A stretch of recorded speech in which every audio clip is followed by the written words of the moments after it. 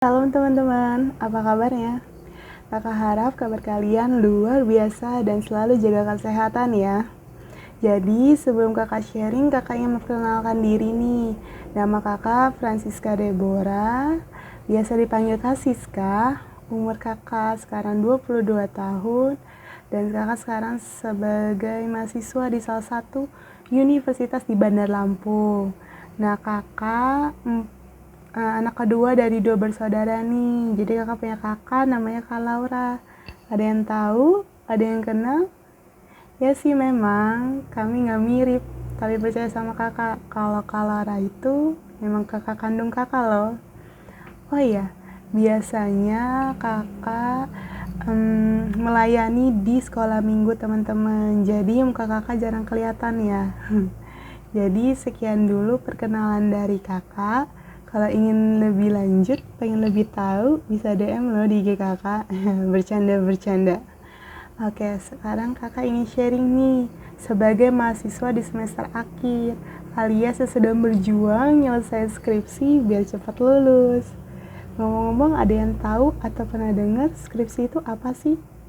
Jadi, skripsi itu sebuah karya tulis ilmiah teman-teman, di mana isinya tentang penelitian yang dilakuin oleh mahasiswa S1 tepatnya. Jadi di dalam skripsi itu ada 5 bab utama yang terdiri dari bab 1 sampai bab 5 teman-teman. Lalu dalam proses pembuatan skripsi ini nanti ada dilakuin ujian. Kalau di universitas kakak ada 3 kali ujian. Ujian pertama, kedua, dan yang ketiga. Lalu nanti kita presentasi ke dosen. Dosennya ada 3 kalau di univ kakak. Ada 2 dosen pembimbing dan 1 dosen penguji teman-teman, atau dosen pembahas. Sampai di sini paham nggak kira-kira? Ya kalau misalnya nggak paham, nanti kalian bakal ngerasain kok skripsi itu kayak mana. Oke, back to topic. Jadi selama ini kakak itu mengalami pergumulan, tepatnya tentang skripsi ini teman-teman. Dari mulai pusing nyari topik skripsi, menghubungi dosen pembimbing, dosen pembahas, terus cari ide gimana kata-kata yang tepat atau bahan-bahan yang bisa digunain untuk ngerjain skripsi ini teman-teman.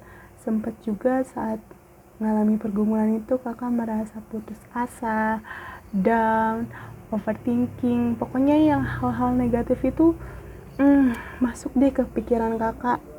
Terus kakak berdoa kepada Tuhan, tapi ya sekedar rutinitas gitu teman-teman. Terus kakak sempat males banget yang namanya nyicil ngerjain skripsi, padahal skripsi itu panjang ya teman-teman, panjang terus banyak ya teman-teman, tapi kakak males banget pas waktu itu. Tapi Tuhan tetap baik teman-teman sama kakak.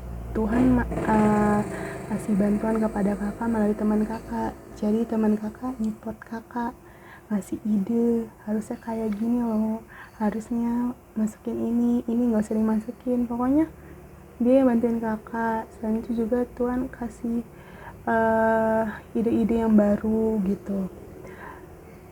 Terus setelah melewati drama yang cukup panjang menurut kakak, akhirnya bab 1 sampai bab 3 kakak kelar.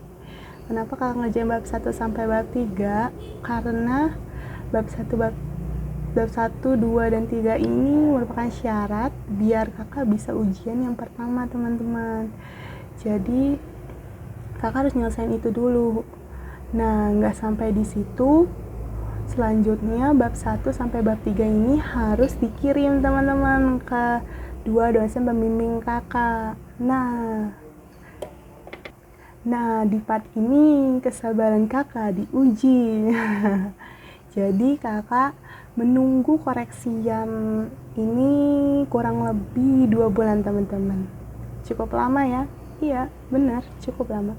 Tapi selama 2 bulan itu kakak balik lagi, ambil lagi waktu pribadi kepada Tuhan, berdoa sama Tuhan, mengucap syukur, berterima kasih karena masih diberi kelancaran dalam menyelesaikan bab 1 sampai bab 3. Terus kakak juga puasa kurang lebih 1 bulan, berdoa berserah kepada Tuhan supaya supaya dipelancar ke depannya. Juga kakak berdoa biar akhir bulan April atau awal Mei kakak bisa ujian. Dan tahu nggak teman-teman, ternyata 2 bulan kemudian ternyata kakak di ACC teman-teman, di ACC untuk ujian. Wah, senengnya bukan main. Terus selanjutnya kakak lanjut untuk mencari tanggal untuk ujian.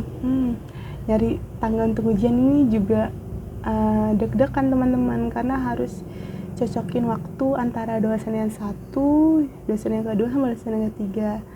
Kakak bawa doa sama Tuhan, kalau Tuhan izinkan sih aku maunya tanggal 5 Tuhan. Terus kalau misalnya Tuhan gak izinkan, pasti Tuhan memberikan waktu yang terbaik. Kakak doanya kayak gitu. Dan tahu gak teman-teman, ternyata di hari itu juga dosen setuju, dosen ketiganya setuju kalau kakak ujian di tanggal 5. Itu kebaikan Tuhan yang kedua di tentang perskripsian ini teman-teman. Tuhan itu baik. Lanjut akhirnya kakak ujian. Nah, H-1 sebelum ujian kakak belajar nih teman-teman. Kakak deg-degan nyiapin pertanyaan, kira-kira pertanyaan apa ya yang bakal ditanya sama dosen. Karena kata orang-orang, kata temen kakak, kalau dosen penguji kakak itu cukup killer, katanya susah lah, katanya dia bakal nanya ini, nanya itu. Jadi kakak takut teman-teman. Di situ kakak merasa takut, merasa khawatir. Tapi kakak percaya pasti dosen pembimbing sama dosen penguji yang sekarang ini pasti itu adalah yang dari Tuhan. Kakak percaya itu pasti yang terbaik buat kakak. Jadi kakak cara menghilangkan ketakutannya itu kakak tetap berdoa kepada Tuhan. H-1 berdoa, Tuhan biarlah Tuhan pelancar dalam ujian ini, biarlah aku tuh bisa menjawab pertanyaan yang para dosen aku tanyain Tuhan gitu. Terus di hari H kemudian ternyata yang tadinya kakak takut gak bisa jawab pertanyaan dari dosen, ternyata kakak bisa dong menjawab pertanyaan dari dosen penguji. Ternyata dosen penguji kakak lebih banyak memberikan saran-saran dibandingkan memberikan pertanyaan kepada kakak. Wah, itu kakak sungguh seneng banget, karena bersyukur banget karena Tuhan baik sama kakak untuk ketiga kalinya di tentang perskripsian ini. Dari situ kakak tahu bahwa penyertaan Tuhan itu begitu sempurna dalam hidup kakak. Tuhan itu gak bakal ninggalin anaknya yang selalu berseru dan berharap kepada Tuhan. Jadi kakak juga selalu ingat ayat di Alkitab dari kakak sekolah minggu dulu, yaitu di Ayub 42 ayat 2 yang isinya tentang aku tahu bahwa engkau sanggup melakukan segala sesuatu dan tidak ada rencanamu yang gagal. Jadi inti ayatnya tuh percaya bahwa rencana Tuhan itu tidak ada yang gagal dan pasti yang terbaik buat kita. Jadi Tuhan itu memang baik. Dia selalu memberikan pertolongan bagi kita yang percaya dan berharap kepadanya. Jadi kalau misalnya nanti teman-teman ditanya, apa sih kebaikan Tuhan dalam hidup kalian? Kalian gak perlu bingung, gak perlu mikir apa ya kebaikan Tuhan dalam kehidupan kita. Ada hal kecil seperti kalian bisa makan, bisa minum, bisa bernafas, bisa melakukan segala aktivitas di hari itu juga. Itu merupakan salah satu kebaikan Tuhan yang terjadi dalam kehidupan kalian. So, jangan lupa bersyukur dan selalu berdoa kepada Tuhan, karena rencana Tuhan indah pada waktunya. Sekian sharing kakak hari ini. Tuhan Yesus memberkati.